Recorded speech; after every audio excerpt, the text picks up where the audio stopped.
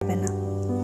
চেষ্টাও করো না কখনো সবার কাছে ভালো হওয়ার জন্য, কারণ সবার কাছে ভালো হতেই হবে এমন মাথার দিব্যি কেউ তোমায় দেয়নি। আর তুমি বেঁচে আছো তোমার নিজস্বতায়। সেখানে তোমায় কে ভাবলো, কে খারাপ ভাবলো, তাতে কিচ্ছু এসে যায় না।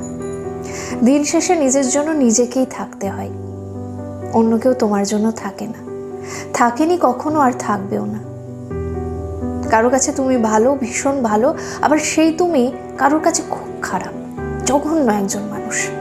সেটা কেমন করে হয়? প্রশ্নটা মনের মধ্যে আসতেই পারে।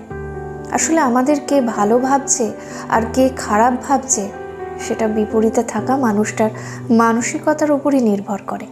সেই পরিপ্রেক্ষিতে অন্যের মানসিকতার পরিবর্তনের ভার তো তুমি নিতে পারবে না।